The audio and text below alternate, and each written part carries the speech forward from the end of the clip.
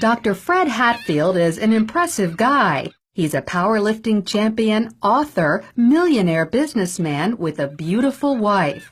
But he'll tell you his greatest accomplishment is killing his cancer, just in the nick of time. The doctors gave me 3 months to live because of widespread metastatic cancer in my skeletal structure. 3 months.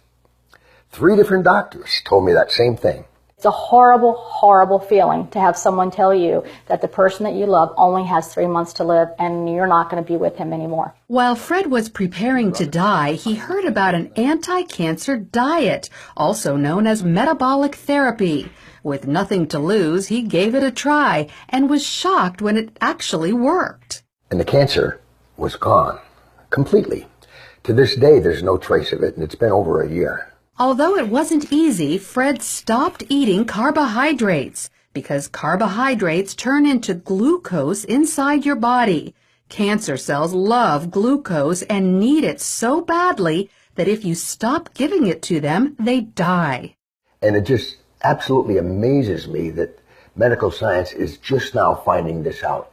Fred's recovery was not a surprise to Dr. Dominic D'Agostino. His team of scientists at the University of South Florida study metabolic therapy. When they removed carbohydrates from the diets of lab mice, the mice survived highly aggressive metastatic cancer, even better than when they were treated with chemotherapy. We have dramatically increased survival with metabolic therapy. So we think it's important to get this information out. And it's not just lab mice. He's also seen similar success in people, lots of them. I've been in correspondence with a number of people, probably at least a dozen people, and over the last 1.5 to 2 years, and all of them are still alive, so despite the odds. And so this is very encouraging. All cells, including cancer cells, are fueled by glucose. But if you deprive them of glucose, they switch to the alternate fuel ketone bodies, all except cancer cells. A defect prevents them from making the switch to using ketone bodies as fuel, and therefore cancer cells can only survive on glucose.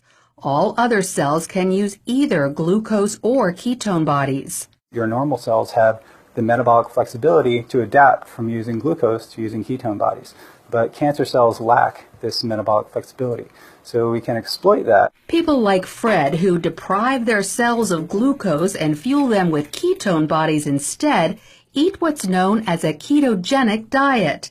It consists of almost 0 carbohydrates, but lots of natural protein and fat.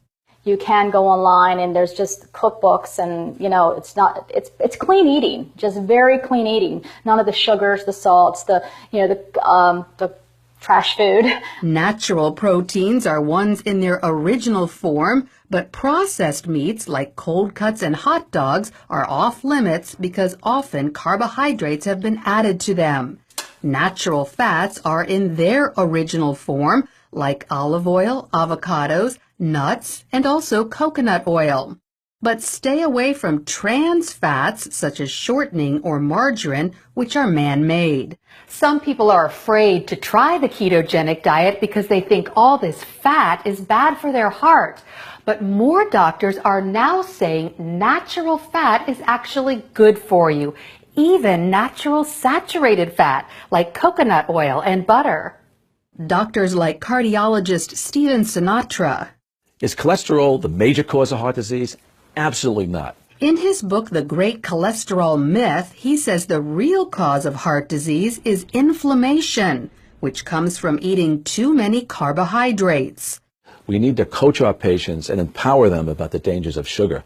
Unfortunately, they're not hearing that. They're hearing the converse, the dangers of fat. Fat is healthy for you, as long as you avoid trans fats. So by cutting back on carbohydrates and eating natural fats and proteins, you could improve your heart health and even wipe out cancer.